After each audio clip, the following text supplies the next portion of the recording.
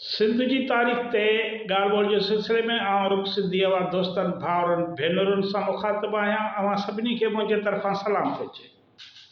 पाण अॼु हिकु इंतिहाई अहम मौज़ू आहे सिंध जे तारीख़ जो हिकिड़ो अहम बाब आहे, उन बाबति तव्हांखे ॿुधाईंदासीं। पोर्चुगेज़ सिंध में दाख़िल कीअं थिया ऐं हुननि ठटे ते हमिलो छो कयो, उन वक़्तु हिते कंहिंजी हुकूमत आई, उहे हुक्मरान सिंधियुनि जो तहफ़ुज़ छो न करे सघिया। हाणे 15वीं ऐं 16वीं सदी ईस्वी जो ही किस्सो आहे। 15वीं ऐं 16वीं सदी ईस्वीअ में यूरोपी क़ौमूं पंहिंजे वापारी ऐं सामूंडी हुक्मरानीअ खे वाध वीझ ॾियण लाइ ओभर जे मुल्कनि ॾांहुं रुख़ कयो। इन्हनि में सभ खां अॻु पोर्चुगेज़, माना जेके यूरोपी क़ौमूं उन्हनि में सभ खां अॻु पोर्चुगेज़ हुया जेके असांजे मुल्कनि ॾांहुं वधिया वापार लाइ ऐं समुंड ते जेको आहे सो कब्ज़े में। माना सभ खां अॻु पोर्चुगेज़ हुआ जंहिंजी सामूंडी कुवत ऐं दरियाही महारतुनि खेनि हिंदु सिंध, अरबी समुंड, ईरानी नार ताईं पहुचायो। सिंध मुल्क उन वक़्तु अरगूननि ऐं तुर्खाननि जे दौर मां गुज़री रहियो हो। पंहिंजे सामूंडी बंदरगाह ठटे ऐं देबल जे करे आलमी वापार जो अहम मर्कज़ हो। उन वक़्तु सिंध आलमी वापार जो अहम मर्कज़ हो। या पोर्चुगेज़नि खे बि ख़बर पई, पोइ हू सिंध न वधिया।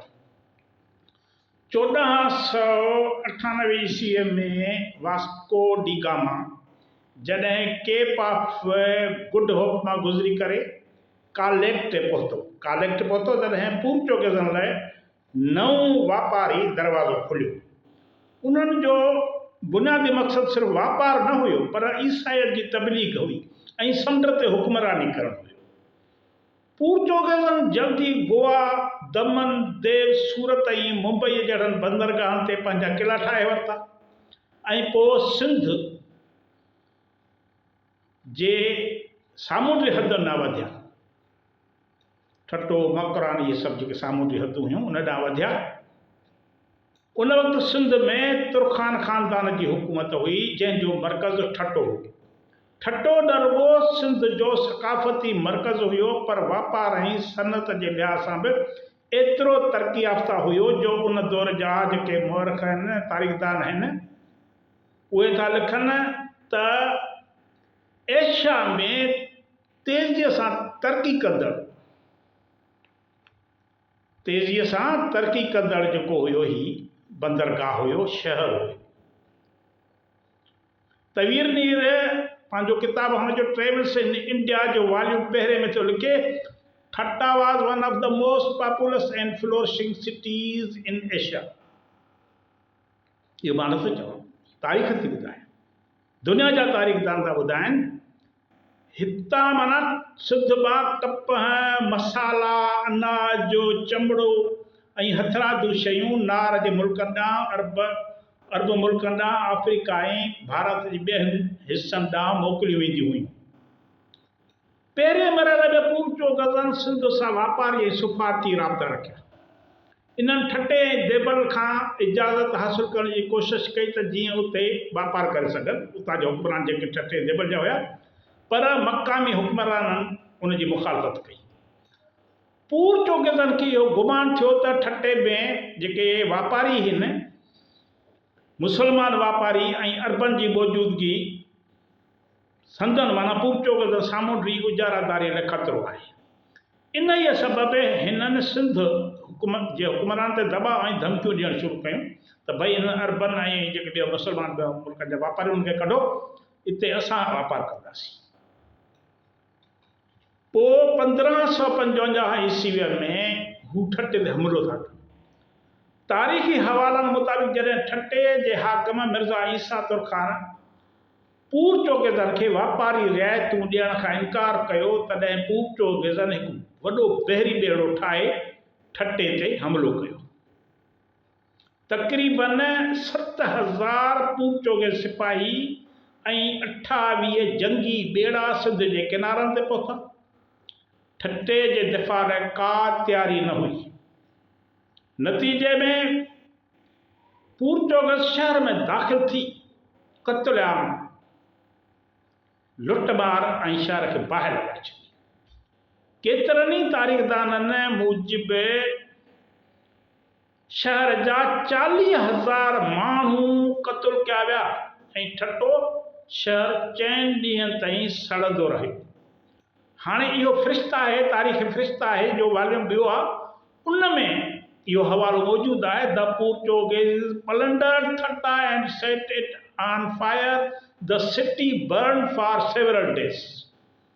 तारीख़ फ़रिश्ता वॉल्यूम ॿियो। पोर्चुगीज़नि जे अचण सां सिंध जे सामूंडी इलाइक़नि में ईसाई मिशनरी पहुती, मज़हबी जो तबलीगी हूंदा आहिनि, ईसाई तबलीगी। इन्हनि कैथोलिक के मिशन क़ाइमु कया, ख़ासि तौर ते केज, लसबेला ऐं मकरान जे किनारनि ते हिननि सिंध में ईसाई मिशनरी कमु करणु शुरू कयो, माण्हुनि जो मज़हब पिया तब्दील कनि। पर सिंध जी घणी आबादी मुसलमान हुजण सबबि उन्हनि खे तबलीगी कामयाबी हासिल न थी। माना हू असांजो मज़हब त मटाए न सघिया, पोइ हिननि आख़िर में असांजे माण्हुनि जो क़त्ल आम कयो। पोर्चुगीज़ हमलनि ऐं सामूंडी पाबंदियुनि सिंध जे मुआशरत खे घणो मुतासिर कयो। ठटे जो वापारी ज़वाल थियो, केतिरा ई वापारी ठट्टो छॾे गुजरात ऐं मुंबई ॾांहुं लॾे विया, जंहिंसां ठट्टो इक़्तिसादी लिहाज़ खां कमज़ोर थी वियो। जॾहिं मुग़लनि ॾिठो त पोर्चुगीज़ सामूंडी ख़तरो बणिजी रहिया आहिनि त अकबर आज़म सिंध खे पंहिंजी सल्तनत में शामिल करण लाइ मुहिम शुरू कई। माना 1591 धारे तुर्खाननि खां पोइ त हुननि चयो त भई हाणे असां था कब्ज़ो कयूं। मुग़ल सिंध जी सामूंडी अहमियत में घटिताई थी, छाजे करे पोर्चुगीज़नि जे ख़ौफ़ सबबि सिंध जी सामूंडी वापार जो वॾो हिसो सूरत ऐं गोवा ॾांहुं मुंतक़िल थी वियो, भारत ॾांहुं। पोर्चुगीज़नि जो ठटे ते हमिलो सिर्फ़ु हिकु फ़ौजी या वापारी वाक़ियो न हो, पर इहो बरे सगीर में यूरोपी सामूंडी ताक़त जी शुरूआत जो अलामती मोड़ हो।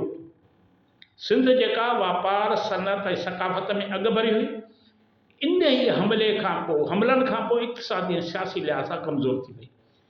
इन ई तारीख़ी वाक़िअनि मां ज़ाहिर थिए थो त सिंध जा सामूंडी बंदरगाह आलमी वापार लाइ केतिरा आम हुआ ऐं उन्हनि ते उजारादारी हासिल करण लाइ यूरोपी ताक़तूं कीअं हिक ॿिए सां मुक़ाबले में हुयूं। हाणे हिन सॼी जेको आहे सो जेकॾहिं तव्हां हिन बाबति वधीक ॼाण हासिल कयो त एस अंसारी जो किताबु आहे history of Sindh under the Mughals, Qureshi जो आहे the Muslim community of the Indo Pakistan subcontinent. ॿियो किताबु अथव Elliot and Dowson the history of India is told by its own historians. ॿिया अथव Barbosa Duarte the book of Duarte Barbosa 1918 जो। ॿियो आहे तमीर नीर ट्रेवल्स इन इंडिया वॉल्यूम 1-2 फ़रिश्ता, तारीख़ फ़रिश्ता वॉल्यूम 2। हाणे इन में पोर्चुगीज़नि जो सिंध ते हमिलो, सिंध जे वापार ते कब्ज़े जी कोशिश बाबति काफ़ी मवाद आहे। जंहिं दोस्त खे वधीक ॼाण हासिल करणी आहे त इहे बि तव्हां किताब ॿुधाया आहिनि, उन्हनि मां तव्हां किताबनि मां वधीक मालूमात हासिल करे सघो था, फ़ाइदो हासिल करो। तव्हांजी वॾी वॾी महिरबानी। ईंदड़ वीडियो ते इजाज़त ॾियो।